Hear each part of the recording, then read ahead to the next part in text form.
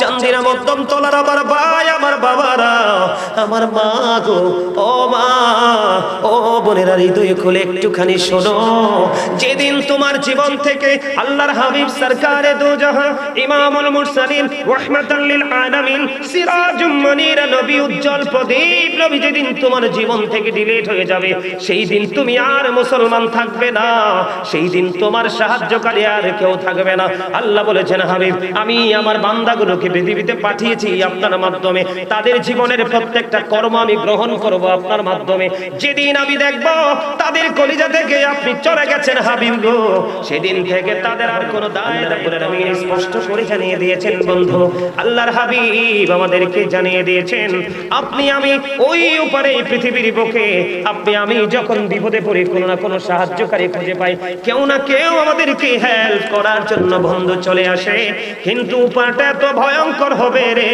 আল্লাহ রাব্বুল আলামিন বলেছেন, ওয়ামা লিজ-জালিমিনা মিন আনসার। আল্লাহ রাব্বুল আলামিন বলে দিয়েছে, যারা অপরাধ করতেছে তারা নিজের উপর নিজে জুলুম করতেছে। আল্লাহ বলেছেন, জালেম যারা, অত্যাচারী যারা, তারা যখন বিপদে পড়ে যাবে, আল্লাহ রাব্বুল আলামিন তাদের জন্য কোনো সাহায্যকারী রাখবে না। জোরে জোরে বলেন আল্লাহু আকবার। যারা অত্যাচার করে নিজের উপর নিজে, বন্ধু এটা আমার কথা নয়, আল্লাহ রাব্বুল আলামিন কালামে হাকিম সূরা ইউনূসের 44 নম্বর আয়াতে আল্লাহ বলেছেন, ইন্নাল্লাহা লা ইয়াযলিমুন নাসা শাইয়্যান ওয়ালাকিন্নান নাসা আনফুসাহুম ইয়াযলিমুন। আল্লাহ রাব্বুল আলামিন বলে দিয়েছে, আল্লাহ আল্লাহর বান্দার উপর অত্যাচার করে না, আল্লাহ আল্লাহর বান্দার উপর জুলুম করে না, বান্দা নিজেই নিজের উপর অত্যাচার করে। জোরে জোরে বলেন না নাউযুবিল্লাহ। Allah doesn't wrong his slave, we are the ones who do wrong. আল্লাহ বলেছেন, আল্লাহ আল্লাহর দাসের উপর অত্যাচার করে না, বান্দা নিজেই নিজের উপর অত্যাচার করে। আল্লাহ রাব্বুল আলামিন বলে দিয়েছেন, আল্লাহু লা ইউহিব্বুজ জালিমিন। আল্লাহ রাব্বুল আলামিন বলে দিয়েছে, ও বন্ধু, যারা জালেম, যারা অত্যাচারী, আল্লাহ রাব্বুল আলামিন তাদেরকে ভালোবাসেন না, পছন্দ করেন না। আল্লাহ বলেছেন, ওমা লিজ-জালিমিনা মিন আনসার। আল্লাহ রাব্বুল আলামিন বলে দিয়েছেন, জালেমরা যখন বিপদে পড়ে তাদের জন্য আমার আল্লাহ সাহায্যকারী রাখে না। তার সিম্পটম হলো ধরাটা খুব শক্ত হবে, হিসাব নেওয়ার ব্যাপারটা হবে খুবই কঠিন, অত্যন্ত ক্রিটিক্যাল বন্ধু। এর পরের খবর হলো গো, ও চান্দিনা মধ্যম তলার মানুষ, হৃদয়ের জানালা খুলে বন্ধু শোনো। আল্লাহ রাব্বুল আলামিন বলে দিয়েছেন, লা ইয়ামুতু, people will not die, that day, সেদিন মানুষ মরতে পারবে না। আল্লাহ বলেছেন, ফিহা ওয়ালা ইয়াহইয়া, people will not be able to live, that day, সেদিন মানুষ বাঁচতেও পারবে না। আল্লাহ রাব্বুল আলামিন বলে দিয়েছেন, ওমা হুমান হাবি গায়িবিন, people will not be able to escape, that day, সেদিন মানুষ সেখান থেকে পালাইতেও পারবে না। আওয়াজ তুলে বলেন না আল্লাহু আকবার। কিছু বুঝতে পারছেন? কি বুঝতে পারছেন? ভয়ঙ্করতা, বাস্তবতাটা যে কত ভয়ঙ্কর হবে বুঝতে পারছেন? বাঁচারও সুযোগ নাই, মরারও সুযোগ নাই, আবার ওখান থেকে বের হয়ে পালিয়ে যাওয়ারও। করবেনটা কি সেদিন? কি করবেন? সকাল থেকে বিকেল পর্যন্ত তো কখনো চৌরাস্তায়, কখনো দোকানে, কখনো রাস্তার ওপারে 3-4 জন বসলেই মানুষকে নিয়ে সমালোচনা। এটার মতো বড় অপরাধ আর কিছু হতে পারে না। কারণ যার সমালোচনা করেছেন তার সব গুণ আপনার কাছে, আর আপনার নেক তার কাছে। আছে না নাই? এইরকম ভাবে সুদ আছে না, ঘুষ আছে না, পরের হক নষ্ট করা, মিথ্যা কথা বলা, নামাজ ছেড়ে দেওয়া, কোরআন ছেড়ে দেওয়া, মানুষকে নিয়ে বিভিন্ন ধরনের আপনার পরিকল্পনা করে মানুষকে নিশ্চিহ্ন করার পরিকল্পনা করে দেওয়া, এরকম করে করে অসংখ্য পাপ আমাদের মধ্যে হচ্ছে প্রতিনিয়ত। এখন এই পাপ যে হচ্ছে, এটার জন্য বাঁচার তো একটা রাস্তা দরকার। আল্লাহ রাব্বুল আলামিন বাঁচার জন্য একটা রাস্তা দেখিয়ে দিয়েছেন, ওয়াতুবু ইলাল্লাহি তাওবাতান নাসুহা। কে বলেছে? আল্লাহ রাব্বুল আলামিন বলে দিয়েছেন, তোমরা আল্লাহর কাছে কি করো? তওবা শুধু করো না, খালিস নিয়তে নিষ্ঠাপূর্ণভাবে তওবা করো। নাসুহা কি করো? একেবারে নিষ্ঠার সাথে, যেই তওবার মধ্যে কোনো কলঙ্ক নাই, যেই তওবার মধ্যে কি নাই। আল্লাহ রাব্বুল আলামিন বলেছেন, ওয়াতুবু ইলাল্লাহি জামিআ আইয়ুহাল মুমিনুনা লাআল্লাকুম তুফলিহুন। এটা বলছে কে?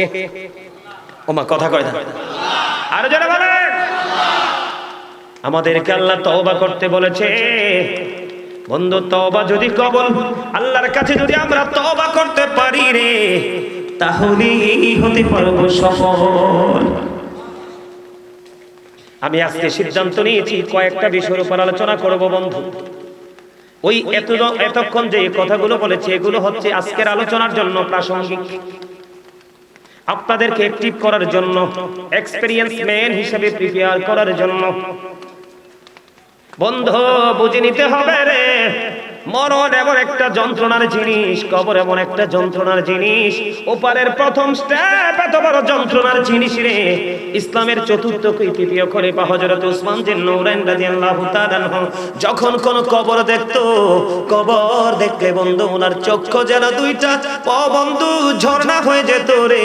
এত বিরামহীন ভাবে চোখের পানি পড়তে থাকতো। ওগো আপনি কেন কাঁদেন? কাঁদেন গো, আমার কাঁদার কারণ হলো এই যে কবর, এটা হলো পরকালীন জীবনের প্রথম স্টেপ, প্রথম ধাপ। এই প্রথম ধাপ যে অতিক্রম করতে পারবে রে, তাহলে তার জন্য বাকি সবগুলো ইজি হয়ে যাবে।